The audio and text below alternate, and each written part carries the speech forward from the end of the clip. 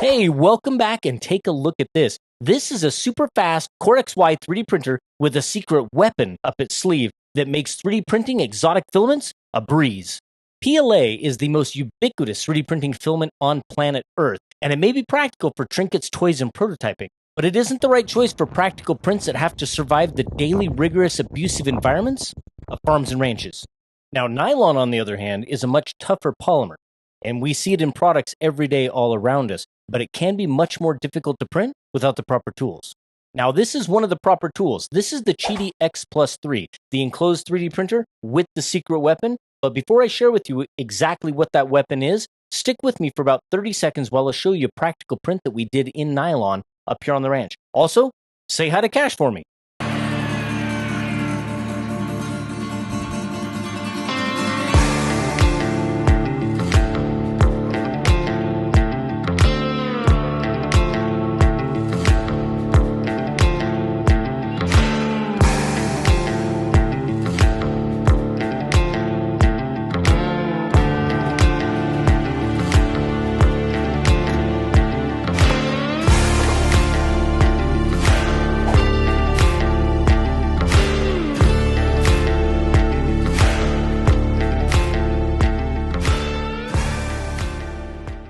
That was Cash. He's a retired cutting horse, and he's living out his golden years up here on the ranch. And so we thought we'd throw him in a YouTube video, and we'd print something practical like a scoop. We use lots of things like that up here on the ranch, and so that was the first thing we thought of. If we can 3D print those, how cool is that? We thought that would be a really fun print to show exactly how versatile the QIDI X-Plus 3 is. That was printed in Matter Hackers Pro Series nylon, which can be a little bit difficult to print, like all nylons. The issue with those polymers, with those filaments is that they have some shrinking that happens as they cool. And so you get some warping, you get some lifting from the bed, and ultimately you get print failures. I did have to use the nanopolymer adhesive from Vision Minor just to ensure that the print would stick, and I did have a brim on it when it was printing. What I really wanted to impress upon you, these enclosed corexy machines are incredibly powerful. They are changing the landscape of 3D printing, and we don't have to have these temperature-controlled, sterile environments to operate 3D printers. They can be put in an outbuilding. They can be put in a shop. They can be put all around farms and ranches to print the practical things that we need. And we can use more exotic or tougher filaments instead of the lightweight toy filaments that are like more commonly known in 3D printing. Look around you right now. Look at the things that are printed in nylon and imagine what you can get right now. There's designs everywhere. Almost anything that you can think of is already been designed and it's available. And if not, designing is not hard.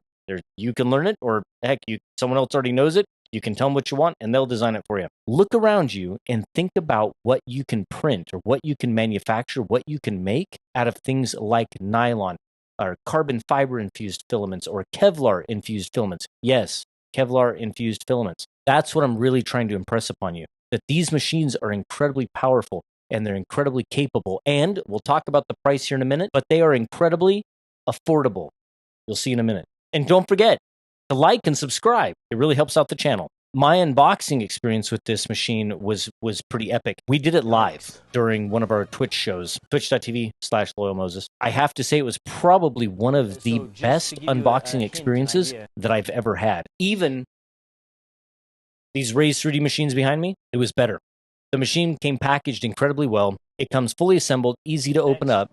The wizards for setup and first print were fantastic. And that was all done live, which can be a little bit scary when you're live. If the train goes off the tracks, I mean, you're riding it down. That's live streaming for you. I think if you got this machine and you weren't interrupted or weren't distracted, I think probably 10 to 15 minutes or so of your time from the time you open up the box to the time you're printing your first print. The build volume on the machine is a good size. It's not helmet class, and we call helmet class 300 millimeters cubed, but it's pretty darn close. So it's 270 by 270 by 280 millimeters on the Z. The physical size of the machine, it's a big boy for sure. It weighs about 53 pounds and it's about 21 inches cubed. So it's a monster. So you have to have quite a bit of desk space for it. Now, as far as filaments go, Of course, it prints your traditional PLAs, it prints your PETGs, ABSs, ASAs, things like that. But I think a lot of the use that's really going to come out of this are the more exotic filaments. It's going to be your nylons and things like that. I think that that's really where this machine comes into play.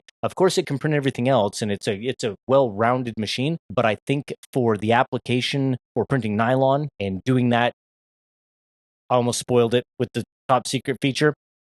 That's where this machine is going to come into play. Of course, it has auto bed leveling. I think all of these machines nowadays have that. That's a pretty common thing. Of course, it has a direct drive extruder with multiple hot ends. It has a copper alloy hot end as well as a hardened steel hot end. It's kind of nice that it comes with both. That's kind of a great feature. The machine's wireless from slicing to printing in a single click. As soon as you get outside of those low-end machines, that becomes very common, but it is a nice feature. This machine is fast. It's one of the fastest machines that we've looked at. They claim about 600 millimeters per second print time and 35 cubic millimeters per second flow rate.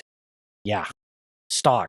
It's crazy. Okay, the top secret feature that I've kept from you for this long is that it has a 65C active heated enclosure, which is awesome. So it's not passive. It means it's not just heated passively by the build plate and the hot end when it's sealed up, but it actually has a heater element inside the enclosure that is rated up to 65C. I'd opened up that door, put my hand in there, and it was so toasty. And ultimately what that does is that prevents the warping. It allows the print to stay consistent in temperature throughout the entire printing process. Instead of the heated build area being hot and the top being cold, it keeps everything at a good nominal temperature so that it can cool nice and slowly throughout the print, and you'll get consistently less warping. I think print quality has been fantastic. When you print anywhere from 300 to 500 millimeters per second, the results are great. When I started to push faster than that, I did get some ringing.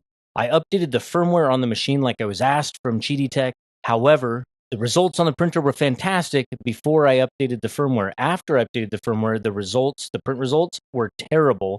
I ended up doing the recalibration twice, and that ended up fixing it, along with just a quick adjustment of the belts. I just reached in there and tightened them. Now, as far as cost, this is where it's crazy. This machine comes in at $699. I'm telling you, these new corexy machines from all these different various companies that are rolling out, this is incredible. This is a great time for all of us who kind of have this 3D printing addiction. But $699 is incredible for what you're getting for this machine. I'll have a link in the description below for the printer as well as the Matter Hackers filament. Go take a look at that if you're interested.